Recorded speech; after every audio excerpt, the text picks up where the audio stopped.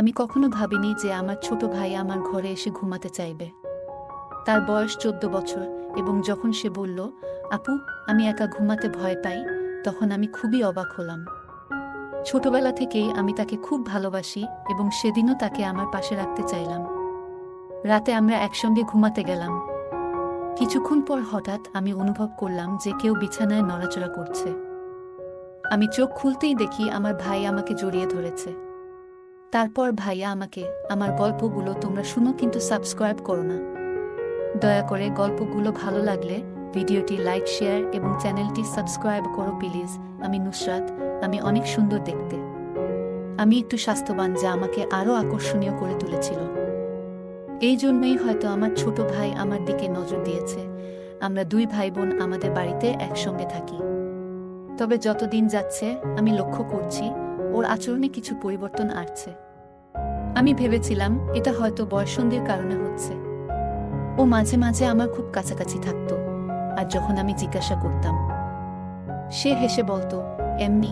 আপু, ধীরে ধীরে আমি বুঝতে পারলাম ওর আমার প্রতি আগ্রহ বাড়ছে। তার চোখের চাহনি ছিল আলাদা। সম্প্রতি আমি লক্ষ্য করছিলাম আমার ছোট ভাই আমার দিকে বেশ মনোযোগ দিয়ে তাকাতে শুরু করেছে। প্রথমে আমি ভেবেছিলাম হয়তো আমি কিছু বেশি ভাবছি, কিন্তু যখন সে বারবার আমার রুমে এসে নিঃশব্দে আমার দিকে তাকিয়ে থাকত, তখন কিছুটা অস্বস্তি অনুভব করতাম। এক রাতে আমি ঘুমানোর জন্য প্রস্তুত হচ্ছিলাম, সে আমার পাশে এসে শুয়ে পড়ল। তবে আমি ভাবছিলাম, আমি কি ওর মনের অবস্থা ঠিকভাবে বুঝতে পারছি, নাকি আমি যা ভাবছি তা ভুল। আমি কোনোভাবেই তাকে আঘাত করতে চাইনি, কিন্তু একই সাথে আমাকে আমার ব্যক্তিগত সীমানা বজায় রাখতে হতো। সবকিছু ঠিকঠাক মনে হচ্ছিল না। এক রাতে আমি পড়াশোনা করছিলাম, হঠাৎ সে এসে বলে উঠল, আপু, তুমি কি আমার উপর রাগ করেছ? আমি অবাক হয়ে তার দিকে তাকালাম। তার চোখে কিছুটা অস্থিরতা ছিল, যেন সে বুঝতে পারছে আমি কিছুটা অস্বস্তি বোধ করছি। আমি শান্তভাবে বললাম, না, রাগ করিনি। কিছুক্ষণ চুপ থাকার পর সে বলল, জানি না, কিন্তু যখন তোমার পাশে থাকি তখন আমার ভালো লাগে। তার কণ্ঠে কিছুটা দ্বিধা ছিল, যেন সে নিজেও পুরোপুরি বুঝতে পারছে না কি ঘটছে। তার এই রকম পরিবর্তন আমার কাছে ভয়ের চেয়েও কিছু বেশি ছিল। আমি চেষ্টা করছিলাম তাকে বোঝাতে, তুমি বড় হচ্ছ, তাই কিছু বিষয় বোঝা কঠিন হতে পারে। কিন্তু আমাদের ব্যক্তিগত জায়গা বজায় রাখা খুবই গুরুত্বপূর্ণ। এখন সময় এসেছে আলাদা ঘুমানোর অভ্যাস তৈরি করার। কিন্তু সমস্যা হলো, সে শুধু রাতে নয়, দিনের বেলাতেও সবসময় আমার পাশে থাকতে চাইত। আমি যেখানেই যেতাম সে আমার সাথে থাকত। এমনকি আমি রান্নাঘরে কাজ করলেও সে এসে সেখানে বসে থাকত যতক্ষণ না আমি কাজ শেষ করি। একদিন আমি তাকে বললাম, তুমি বন্ধুদের সাথে সময় কাটাচ্ছ না কেন? দেখছি তুমি স্কুলেও ঠিকমতো যাচ্ছ না। এতে পড়ালেখার অনেক ক্ষতি হচ্ছে এবং এটা তোমার ভবিষ্যতের জন্য ভালো নয়। আমার স্বপ্ন তুমি একদিন একজন ডাক্তার হবে, কিন্তু এভাবে চলতে থাকলে সেটা কঠিন হবে। আমার কথা শুনে সে রেগে গিয়ে বলল, আমি স্কুলে যেতে চাই না, আর বেশি লেকচারও শুনতে চাই না। আমাকে জোর করো না। তার এই প্রতিক্রিয়া দেখে আমি হতবাক হয়ে গেলাম। এই ছেলেটাই ছিল যে সব সময় হাসি খুশি থাকত, বন্ধুদের সাথে খেলাধুলায় মেতে থাকত এবং পড়াশোনায় মনোযোগী ছিল। কিন্তু এখন সে নিজেকে বন্ধুদের থেকে দূরে সরিয়ে নিয়েছে। আর সবচেয়ে অদ্ভুত ব্যাপার হলো, সে আমার কাছ থেকেও দূরে যেতে চায় না। আমি যেখানেই যাই সে যেন আমার সঙ্গেই থাকতে চায়। তার রাগান্বিত কথাগুলো আমার মনকে নাড়া দিয়েছিল এবং আমি চিন্তিত হয়ে পড়লাম। সেদিন থেকে আমি আর চুপ থাকতে পারিনি। আমি সিদ্ধান্ত নিলাম ওর সাথে মন খুলে কথা বলার সময় এসেছে। সে যখন রাতে আমার সাথে ঘুমাতে এলো, আমি আস্তে করে বললাম, তোর কি হয়েছে? আগে তুই সব সময় বন্ধুদের সাথে থাকতি, এখন কি হয়েছে আমাকে বলো। কিছুক্ষণ চুপ থেকে সে বলল, যখন আমি স্কুলে থাকি বা বন্ধুদের সাথে খেলি, তখন মনে হয় তুমি আমার থেকে দূরে চলে যাচ্ছ। মনে হলো হয়তো সে আমাকে তার জীবনের কেন্দ্র হিসেবে দেখত, আর এখন আমি বড় হচ্ছি, তাই ধীরে ধীরে তাকে ছাড়িয়ে যাচ্ছি।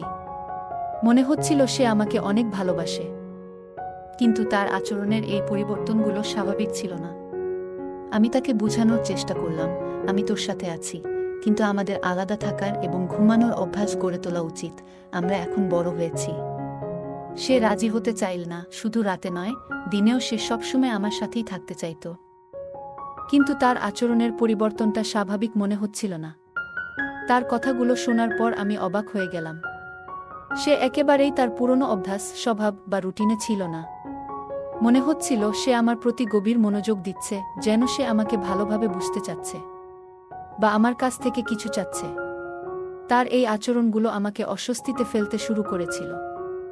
একদিন যখন আমি ঘুমানোর প্রস্তুতি নিচ্ছিলাম, সে হঠাৎ আমার রুমে এসে বলল, দিদি, আমি তোমার সাথে ঘুমাতে চাই। প্রথমে আমি ব্যাপারটিকে স্বাভাবিকভাবে নিয়েছিলাম, কিন্তু ধীরে ধীরে তার আচরণ কিছুটা অদ্ভুত হতে শুরু করল। তার মুখে একটা অস্থিরতা দেখা যাচ্ছিল যা আমাকে ভাবিয়ে তুলল।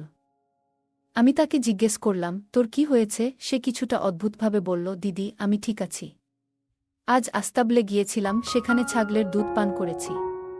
তাই হয়তো এই রকম লাগছে। তার কথায় আমি কিছুটা অবাক হলেও সেটা একসময় মজা করে উড়িয়ে দিলাম। তাকে বুঝিয়ে বললাম, তুই একটু মজা করছিস, তাই না?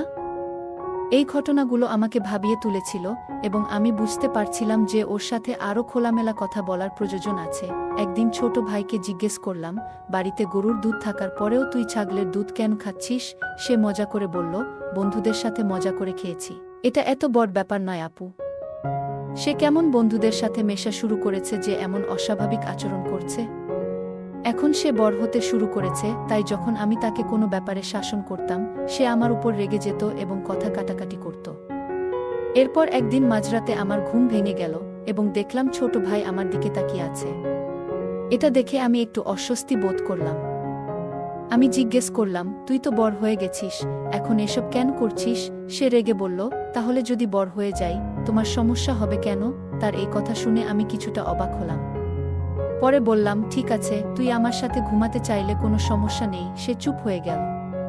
তারপর থেকে যখনই আমি ঘরের কাজ করতাম, তার দৃষ্টিতে একটা অস্বাভাবিকতা লক্ষ্য করতাম। মনে হতো সে আমাকে সবসময় অনুসরণ করছে। এমনকি রাতে যখন আমি ঘুমাতে যেতাম, সে আমার ঘরে এসে বসে থাকত না ঘুমিয়ে। আমি নিজেকে শান্ত করার চেষ্টা করছিলাম। জিজ্ঞেস করলাম, তুই কেন এখনো জেগে আছিস? সে উত্তর দিল, কিছু না, ঘুম আসছে না। তার কথার ভেতরে কিছু যেন লুকিয়েছিল যা আমার বোঝার বাইরে ছিল। পরিস্থিতি আমার জন্য অস্বস্তিকর হয়ে উঠছিল, কিন্তু একজন বোন হিসেবে আমি তাকে উপেক্ষা করতে পারিনি। যদিও ওর এই অদ্ভুত আচরণ আমাকে বিরক্ত করছিল, আমি বুঝতে পারছিলাম না কেন সে এভাবে আমার দিকে তাকিয়ে থাকত। আমি আরও চিন্তিত হয়ে পড়লাম যখন হঠাৎ ঘুম থেকে উঠে দেখি আমার ছোট ভাই একদম চুপচাপ বসে আছে আমার পাশে। আমি আতঙ্কিত হয়ে পড়লাম, যেন আমার শরীরে কোনো শক্তি নেই। বুকে চাপ অনুভব করতে লাগলাম, কিন্তু কোনো কারণ খুঁজে পাচ্ছিলাম না। কেন সে এভাবে তাকিয়েছিল? সে কি চাইছিল? আমার ঘুম কেড়ে নিয়েছিল এই চিন্তা। দিনের বেলাতেও আমি বিশ্রাম নিতে পারছিলাম না। তারপর একদিন একটা বাস্তবতা আমার সামনে এলো যা আমাকে ভীষণভাবে নাড়া দিয়েছিল। সেই সত্যটা আমাকে এতটাই বিপর্যস্ত করে তুলল যে মনে হলো আমার পৃথিবীটা ভেঙে যাচ্ছে। যে ঘটনাটি ঘটেছিল সেটা ছিল এতটাই অপ্রত্যাশিত যে আমি কখনো ভাবিনি এমন কিছু ঘটতে পারে। ঘটনাটি আমার মনকে এতটাই দুঃখে ভরিয়ে দিল যে আমার নিজের দিকে তাকানোর ইচ্ছা হারিয়ে ফেলেছিলাম। মনে হলো সবকিছু শেষ হয়ে গেছে। সেই রাতে আমি অসুস্থ থাকায় তাড়াতাড়ি ঘুমিয়ে পড়েছিলাম। হঠাৎ অনুভব করলাম কেউ আমার বিছানায় বসে আছে। চোখ খুলে দেখি আমার ভাই সেখানে বসে আছে। কিছু বুঝে ওঠার আগেই সে আমাকে শক্ত করে জড়িয়ে ধরল। আমাদের দুই ভাই বোনের জীবন শুরু থেকেই কঠিন ছিল। ছোটবেলায় আমাদের বাবা মা খুব অল্প সময়ের মধ্যে আমাদের ছেড়ে চলে যান। আমি তখন মাত্র 12 বছরের ছিলাম, আর আমার ভাই ছিল আরও ছোট। একদিন বাবা মা এক আত্মীয়র বাড়িতে গিয়েছিলেন। ফেরার পথে তারা একটি দুর্ঘটনার শিকার হন এবং দুজনেই মারা যান। যখন আমি স্কুলে ছিলাম, প্রিন্সিপাল আমাকে এই খবরটি দিলেন। মনে হলো আমার পুরো পৃথিবী ভেঙে পড়েছে। বাবা মা চলে যাওয়ার পর আমাদের জীবন সম্পূর্ণ পাল্টে গেল। এই দুর্ঘটনার প্রভাব আমার ভাইয়ের উপর অনেক গভীর ছিল। সে তখন থেকেই ভীষণ কষ্টে দিন কাটাচ্ছিল। তার কান্নার ভেতরেই আমি বুঝেছিলাম এত অল্প বয়সে সে কত বড় শোক বয়ে বেড়াচ্ছে। আমার ভাই তার বাবার সাথে ঘুমাতে অভ্যস্ত ছিল, কিন্তু তার মৃত্যুর পর সে ভীষণভাবে ভেঙে পড়ে। আমার চাচা তাকে একজন ডাক্তারের কাছে নিয়ে যান এবং ডাক্তার তাকে ঘুমের ওষুধ দেন। ওষুধের কারণে সে বেশিরভাগ সময় ঘুমিয়ে থাকত। আমাদের বাড়িতে দুটি অংশ ছিল, একটি আমাদের আর একটি ছিল চাচার। চাচার 2 ছেলে ছিল, কিন্তু কোনো মেয়ে ছিল না, তাই চাচা আমাকে খুব স্নেহ করতেন। চাচির মনেও সব সময় মনে হতো আমি যেন তার সন্তানদের অধিকার ছিনিয়ে নিচ্ছি। যদিও তার 2 ছেলেও আমাকে পছন্দ করত এবং আমাদের সম্পর্কের ব্যাপারে কখনোই কোনো আপত্তি করত না, তবুও চাচি আমাকে অপছন্দ করতে শুরু করেছিলেন, বিশেষ করে যখন তিনি মনে করতেন আমি তার প্রতি অন্যায় করছি। আমার মা একটি সমৃদ্ধ পরিবারের মেয়ে ছিলেন এবং চাচি তার কারণে সব সময় মানসিক চাপ অনুভব করতেন। আমার মা-বাবা সবসময় আমাদের পাশে থাকতেন। আমি যখনই তাদের বাড়িতে যেতাম, চাচি আমাকে অনুসরণ করতেন এবং বলতেন যে আমি আর ছোট নই, আমার নিজের এবং আমার ভাইয়ের যত্ন নেওয়া উচিত। তিনি সবসময় আমাকে মনে করিয়ে দিতেন যে বাড়ির দায়িত্ব এখন আমার কাঁধে। এসব কথা আমার মনকে ভারী করে তুলত, আর আমি তখনও বাবা মায়ের মৃত্যুর শোক কাটিয়ে উঠতে পারছিলাম না। এই পরিস্থিতি আমাকে আরও দুর্বল করে তুলেছিল এবং আমার সমস্যাগুলো যেন আরও বেড়ে গিয়েছিল। আমি প্রতিদিন মা বাবার কথা মনে করে কাঁদতাম। আমরা তাদের জীবনে কতটা সুখী ছিলাম, কিন্তু এখন মনে হচ্ছিল যেন আমাদের পৃথিবী উল্টে গেছে। এত কম বয়সে আমাকে জীবনের কঠিন বাস্তবতার মুখোমুখি হতে হয়েছিল। চাচাও আমাদের জন্য খুব চিন্তিত ছিলেন, কারণ তিনি আমাদের দুজনকেই খুব ভালোবাসতেন। কিন্তু চাচির কারণে তিনি আমাদের তেমন সময় দিতে পারতেন না। চাচার নীরবতা এবং চাচির কড়া আচরণ আমাকে আরও অসহায় করে তুলছিল। একদিন রান্নাঘরে কাজ করার সময় চাচি আমাকে বললেন, এখন নিজেকে সামলাতে শেখো, কেউ তোমার জন্য কিছু করবে না। আমি জানতাম তিনি হয়তো সঠিক বলছেন, কিন্তু আমার মধ্যে তখনও হতাশা আর শূন্যতা কাজ করছিল। আমার ভাইও স্কুলে যাওয়া বন্ধ করে দিয়েছিল, তার আগের সরলতা হারিয়ে যাচ্ছিল, যা আমাকে আরও চিন্তিত করত। সে প্রায়ই আমাকে প্রশ্ন করত, আপু, মা বাবা কেন চলে গেল? প্রতিবারই এই প্রশ্নে আমি ভেঙে পড়তাম। আমি জানতাম না এর উত্তর কী। আমি নিজেই বুঝতে পারিনি কেন এত কম বয়সে আমাদের এইভাবে একা ফেলে দেওয়া হলো। পরে যখন চাচি জানতে পারলেন আমাদের পরিবারের অবস্থা সম্পর্কে, তখন তিনি আমাকে খুব বকাঝকা করলেন এবং বললেন, চাচা যদি আমার কথা না শোনেন তাহলে কিছুই ঠিক হবে না। এরপর তিনি রাগ করে তার বাবার বাড়িতে চলে যান। চাচার জন্য সেটা খুব কঠিন সময় ছিল, কারণ তিনি তার স্ত্রীকে খুব ভালোবাসতেন। মায়ের চলে যাওয়া আমাদের দুজনেরই মন খারাপের কারণ হয়ে দাঁড়ায়। শেষ পর্যন্ত চাচার পরামর্শ অনুযায়ী আমরা পুরো বাড়ি ভাগাভাগি করে চাচাকে আরেকটা অংশ দিয়ে দিলাম। আমাদের ভাগের টাকা দিয়ে আমরা নতুন একটা বাড়ি কিনে সেখানে শিফট করলাম। তবে যাওয়ার আগে চাচা এমন কিছু করেছিলেন যা তিনিও জানতেন না, এবং সেটি সম্পূর্ণ করে তিনি অত্যন্ত খুশি হয়েছিলেন। চাচা মারা যাওয়ার পর তিনি আমাদের জন্য এলাকায় একটি বাড়ি কিনে দেন। আমাদের আঙ্কেল প্রায় প্রতিদিন আমাদের খোঁজ খবর নিতেন এবং সব ধরনের প্রয়োজন মেটানোর চেষ্টা করতেন। কিন্তু আন্টির মনোভাব ছিল ভিন্ন, এবং তার স্ত্রীও আমাকে বাড়িতে রাখতে চাননি। আমার ভাইকে আলাদা থাকতে হয়েছিল। আমি তখনই সিদ্ধান্ত নিই, ভাইয়ের দায়িত্ব আমি নিজেই নেব। আমি বাড়িতে থেকেই প্রাইভেট পড়াতে শুরু করি এবং বিএ ডিগ্রি অর্জন করি। এর মাঝে অনেক চাপের মধ্যেও আমি আমার ভাইয়ের দেখাশোনা চালিয়ে যাই। আমার ভাই শৈশবের অনেক কিছু হারিয়ে ফেলেছিল এবং ধীরে ধীরে সে অনেক স্মৃতি ভুলে যাচ্ছিল, যাতে তার মনে কোনো কষ্ট না হয়। তার মায়ের মতো করে বাবার মৃত্যু এবং চাচার দায়িত্বগুলো সে মনে রাখছিল। আমি তার মনে এই বিশ্বাস গেঁথে দিয়েছিলাম যে তার বাবা মা তাকে ডাক্তার হতে দেখতে চায়। এর ফলে সে পড়াশোনার প্রতি খুবই মনোযোগী হয়ে ওঠে। বাবার পেনশন থাকার কারণে আমাদের আর্থিক অভাব তেমন ছিল না। আমাদের জন্য বাজারে 5টি দোকান কেনা হয়েছিল, যেগুলোর আয় থেকে আমরা আর্থিকভাবে স্থিতিশীল হয়ে যাই। সময়ের সাথে চাচা আমাদের থেকে দূরে সরে যান এবং আমি একাই বাড়ি চালানো শিখে যাই। এতে আমার আর তেমন সমস্যা হয় না, তবে প্রিয়জনদের অভাব অনুভব করতাম। তবুও আমি আমার সমস্ত মনোযোগ আমার ছোট ভাইয়ের উপর দিয়েছিলাম। তবে কিছু সময়ের মধ্যে সে অনেকটাই বদলে যেতে শুরু করে। আগে সে পড়াশোনায় খুব আগ্রহী ছিল, কিন্তু এখন বন্ধুদের সাথে মেলামেশা বন্ধ করে দিয়েছে। আমি জিজ্ঞেস করলে সে আমার সাথে অশ্রদ্ধা করতে শুরু করে। সে বলতো, আমি আমার মতো করে চলব, তুমি হস্তক্ষেপ করো না। আগে সে এমন ছিল না, কিন্তু এখন সে আমার কোনো কথাই শুনছে না। শুধু তাই নয়, রাতে আমার সাথে ঘুমানোর জন্য জেদ ধরতে শুরু করেছে। আমি লক্ষ্য করলাম যে আমার ভাইয়ের আচরণ অস্বাভাবিক। আমি এর কারণ জিজ্ঞাসা করলে সে বলল, আমি ছাগলের দুধ খেয়েছি, যা শুনে আমি হতবাক হয়ে গেলাম। তার অদ্ভুত আচরণ আমাকে বেশ অস্বস্তিতে ফেলেছিল। এরপর এক রাতে ঘটে গেল একটি অপ্রত্যাশিত ঘটনা। আমি ঘুমিয়েছিলাম, হঠাৎ ঘুমের মধ্যে চোখ খুলে দেখি আমার ভাই আমার পাশে বসে আছে। তার এত কাছে উপস্থিতি আমাকে শঙ্কিত করে তোলে। কিছু বলার আগেই সে আমাকে শক্ত করে চেপে ধরল। সে হঠাৎ করে আমাকে আঘাত করে বলল, তুমি মরে গেলে ভালো হতো, মায়ের বাবার সাথে। তোমার জন্য আমাদের এত কিছু সহ্য করতে হয়েছে। তার আচরণ এবং কথাগুলো আমাকে ভীষণভাবে আহত করল। আমি অনেক কষ্টে তাকে সরিয়ে দিয়ে রাগে চিৎকার করে বললাম, তুমি এতটা সাহস পেলে কোথায়? তুমি কি জানো তুমি কি করছো? আমার ভাই তখন আমাকে আরও বিরক্তির সাথে বলল, আমার জীবন নষ্ট হয়ে গেছে শুধু তোমার জন্য, তুমিই আমার সমস্যার মূল কারণ। বন্ধুরা পর্যন্ত আমার সাথে মিশতে চায় না, কারণ তোমার কারণে ওদের লজ্জা পেতে হচ্ছে। তার কথা শুনে আমি হতভম্ব হয়ে গেলাম। সে আরও বলল, একদিন আমি যখন বন্ধুদের সাথে খেলতে গিয়েছিলাম, তখন আমার এক বন্ধুর মা আমাকে তাড়িয়ে দিয়ে বলেছিল, তুমি খারাপ মেয়ে বলে তোমার সাথে আমাদের ছেলেদের মিশতে দিতে পারবো না। তোমার বোনের কারণেই সবকিছু নষ্ট হচ্ছে, সেই ছেলেটা তোর সাথে সময় কাটায়। আর সবাই মনে করে তুই অন্যদের জীবন নষ্ট করে দিচ্ছিস। এখন পাড়ার অনেক ছেলেরা আমাকে নিয়ে ঠাট্টামস্করা করে, আমি স্কুলে যেতে পারছি না, খেলতেও পারছি না। আমি একটা ছেলের সাথে রিলেশনে ছিলাম, সেটাকে সবাই খারাপভাবে নিয়েছিল।